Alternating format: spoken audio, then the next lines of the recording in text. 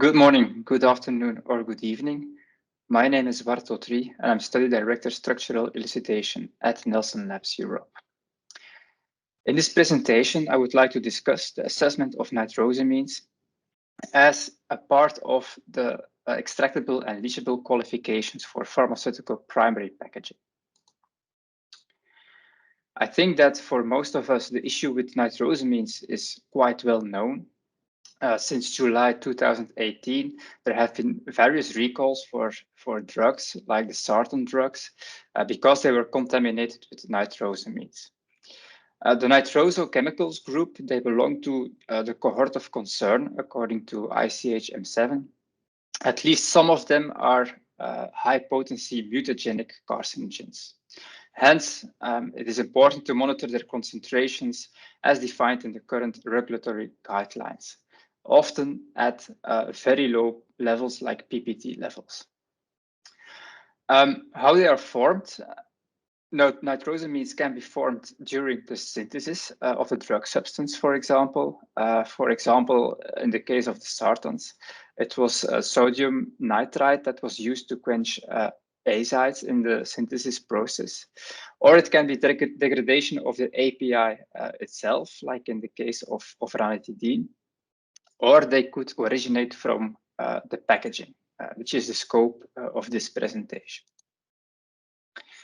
So the issue with nitrosamines, it has some consequences for the complete mutagenic impurity risk assessment. If it turns out after such a risk assessment that there is a risk for the presence of nitrosamines, then there is a need for monitoring these nitrosamines in drug substances and drug products. For this, you need to develop sensitive, selective analytical methods, need to be validated. But in this presentation, I want to focus more on the nitrosamines in relation to E&L assessments.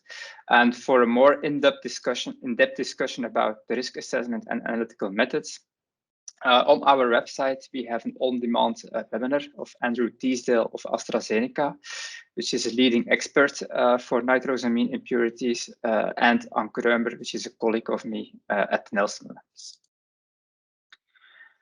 The formation of nitrosamines, actually, you need two main compounds, I would say. First of all, the nitrite anion, and in an acidic aqueous environment, you form nitrous acid, and eventually the nitrosyl cation. And this cation is in fact the agent that reacts with any secondary alkyl amine that might be present, forming the nitrosamine. So for the formation of nitrosamines, two important compounds are needed: the nitrite ion or nitrous acid and a secondary alkyl amine. There can be many potential sources of amines.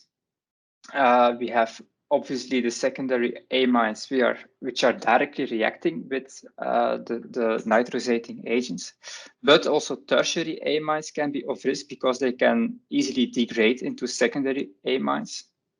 And traces or impurities of amines can also be present in various other agents used during synthesis, like solvents or catalysts. So there are many possible amine sources. Also for the nitrosating agents, there can be many sources as well. Even drinking water is a possibility. But you see that there is a quite extensive list of potential sources for the nitrosating agents as well. So it complicates a little bit the risk assessment. This is just a general slide, and I think it's quite logic that there is an increasing risk of nitrosamine formation if you have both a risk of presence of a nitrosating agent and secondary amine. There is a medium risk, I would say, if only one of the two is present for sure. And there is a low risk for the formation of nitrosamines if there is not an identified risk of the presence of amines or a nitrosating agent. Are there any historical cases of nitrosamines related to packaging? Yes, there are. For example, I can refer to work that was performed by Dan Norwood and James Mullis in the framework of the PQRI guidelines for OINDPs. Where, for example, a curing agent which is used for curing the rubber, in that case tetramethylthiuram disulfide, during the heat process, the radical is formed, and eventually you end up with a secondary amine and carbon disulfide. Carbon disulfide is a compound which is easily detected with headspace GCMS, and it can be an indicator for the presence of secondary amines and a possible subsequent formation of nitrosamines. In the next couple of slides, you will see that there are many accelerators or vulcanizers used for the curing of rubbers, of which many of them have amino or amide functional groups. So there are many possible structures that are at risk for that nitrosamine formation. After the curing step, so where these radicals are formed, and potentially these agents decompose into tertiary or secondary amines. So also these tertiary amines are at risk because they easily degrade into secondary amines during the rubber curing.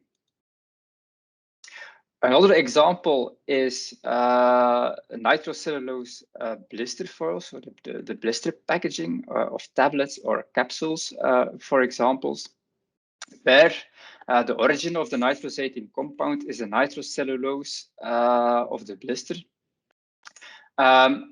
Second, you have in the ink, there can be UV curing agents or pigments that contain the amine structure, where upon the heating, the nitrocellulose can free the nitrosating agents, so the nitrosyl cation, which can react with amine degradation products coming from these UV curing agents or pigments present in the ink.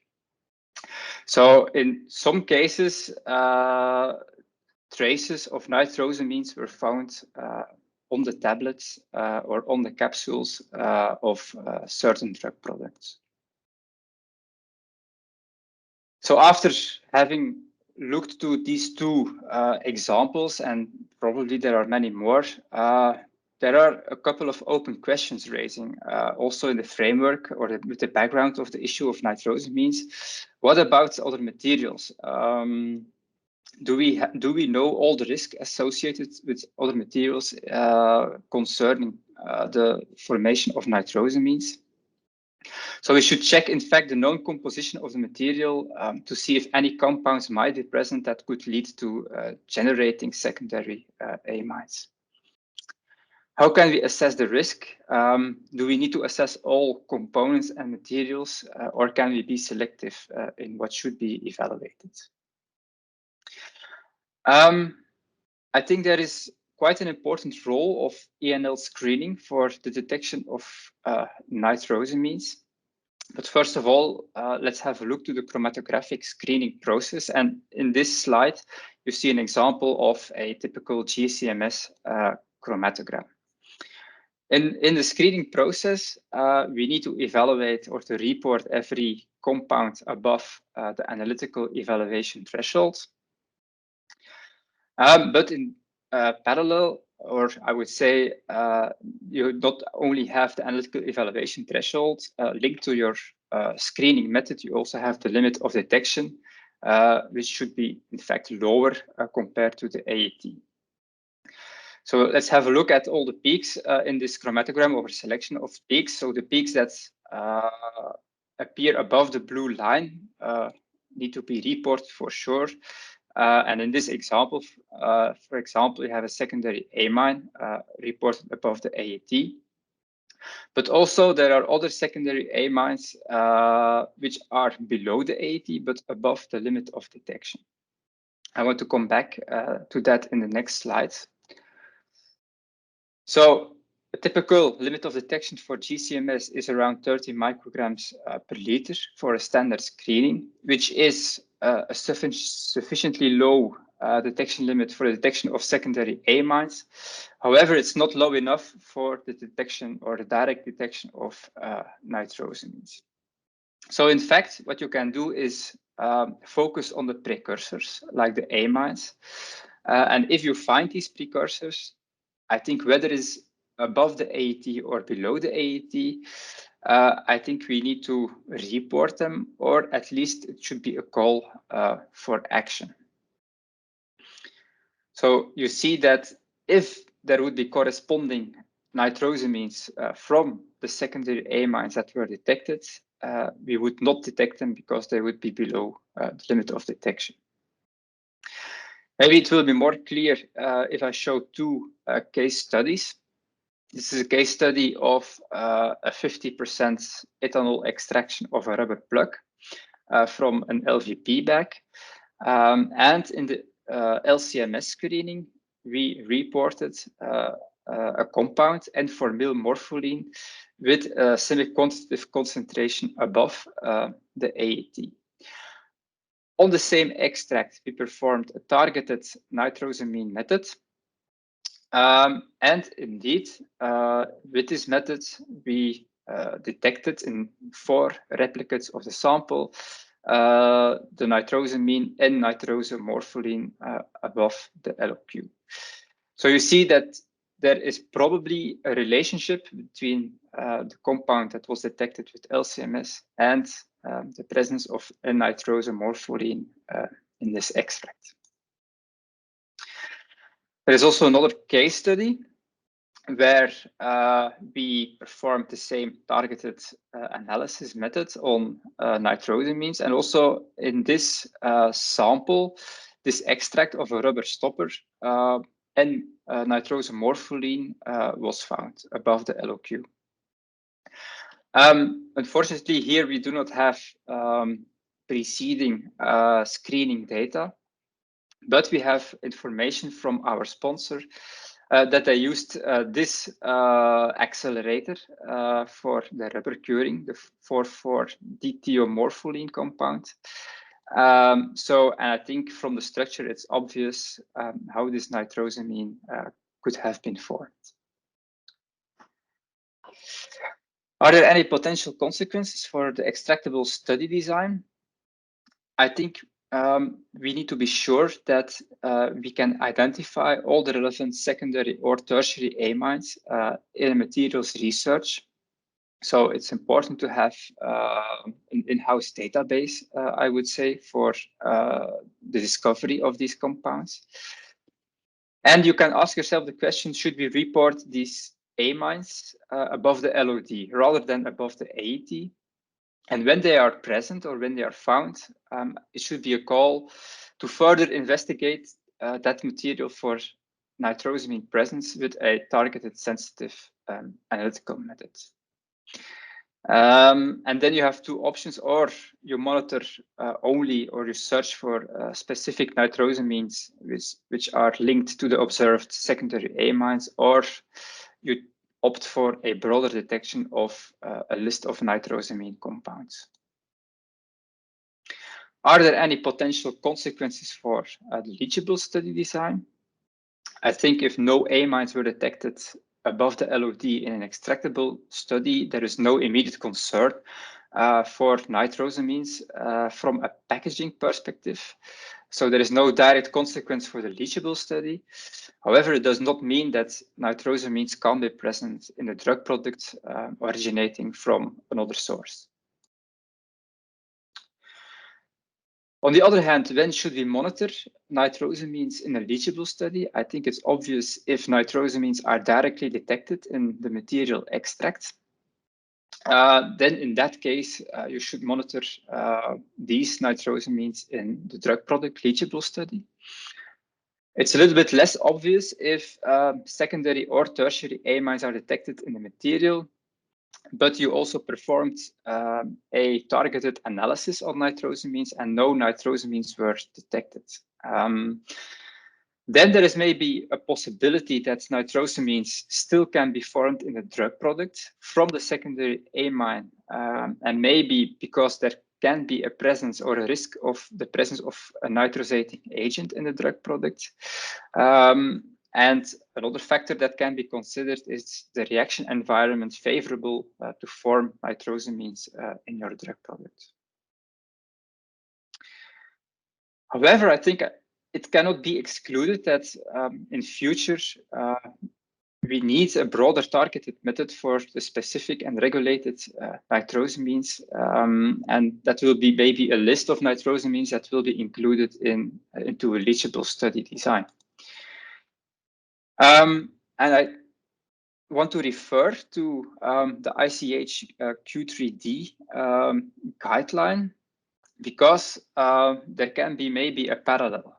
Before the implementation of the ICH Q3D guideline for elemental impurities in extractable study, in fact, one focused on the known composition of the materials and focused only on the possible elements that could extract from the material. And in the leachable study, you only follow up these elements that were detected in the extractable studies.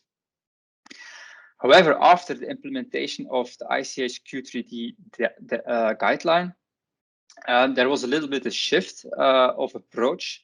And I think now in extractable studies, all the ICH Q3D elements are monitored in the extractable study.